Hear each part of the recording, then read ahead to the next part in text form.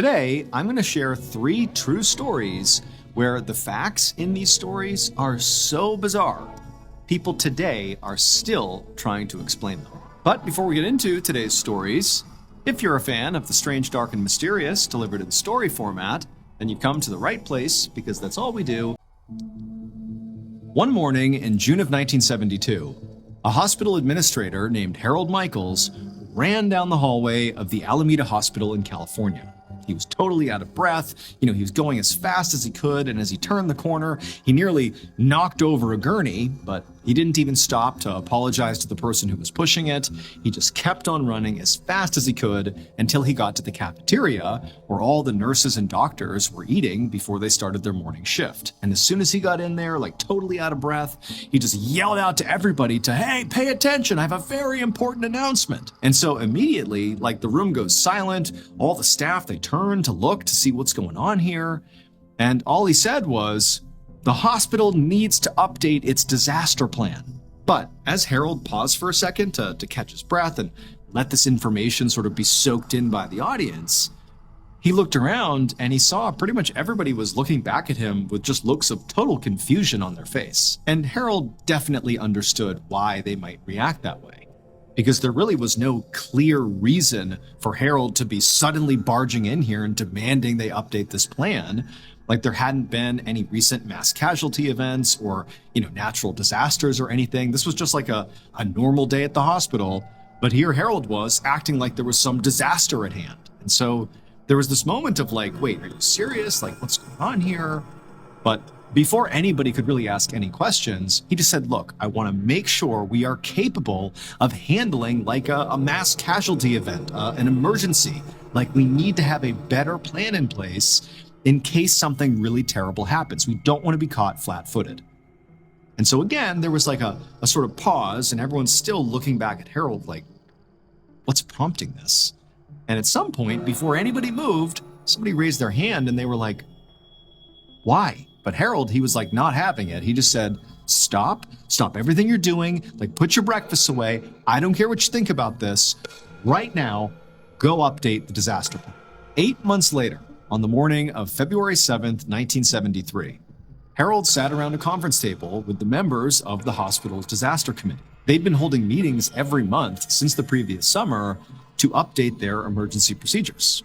And just 2 days ago, at an all-staff meeting, they had unveiled the new disaster plan that Harold had frantically demanded. And so every doctor and nurse and clerk at the hospital had been briefed on the new procedures, and there was a drill scheduled for the very next morning to practice what to do. And Harold should have felt calmer knowing that they were now, officially prepared, at least more so than they had been before he demanded the update.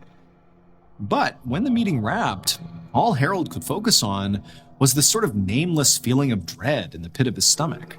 But after work that day, he still drove home, he ate dinner, and, sat on his couch and tried to relax, but he just couldn't. Fast forward to about 8:30 that night, and Harold was running out of his house, leaping in his car, and driving as fast as he could back to the hospital. He'd just gotten a phone call from the hospital saying that he had to come back here right away.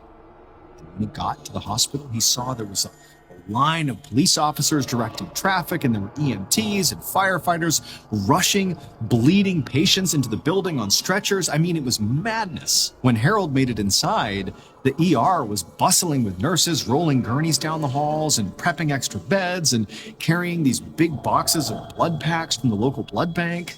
Harold counted at least 6 full surgical teams standing around, scrubbed and ready to go before any patients had even arrived. And then at this point, a nurse grabbed Harold and told him that the hospital's phone lines had gone down about 30 minutes ago, but more than 100 off-duty doctors and staff members had shown up immediately when they heard the news, without even waiting to be officially called in. And when they got to the hospital, they went straight to their stations and knew exactly what to do because they'd all been preparing for that big disaster drill in the morning. And so as Harold is standing here sort of processing the scene, he watched as EMTs wheeled in a man with third-degree burns all over his body, and right away a team of doctors swooped in and guided him into a trauma room. And the rest of the doctors all waited in an orderly line to take over the next patients as soon as they came through the doors. And Harold couldn't help but feel really vindicated. And also a little spooked, because this was all happening exactly as he knew it would. It would turn out on that morning, months earlier, when Harold bolted into the cafeteria and told everybody to stop what they were doing and update the disaster plan. Well, that morning, Harold had woken up from this incredibly lucid, vivid dream, perhaps the most vivid dream he had had in his whole life. In this dream, a plane had crashed into the middle of the city, leaving hundreds of people dead and horribly injured, and it was basically up to his hospital to save people.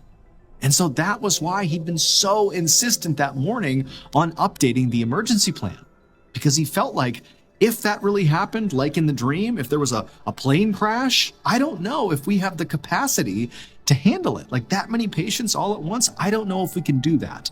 And so we better update things right now. And so fast forward 8 months to February 7th, 1973, literally just hours before Harold's hospital was going to conduct a drill to practice the new disaster plan they'd come up with.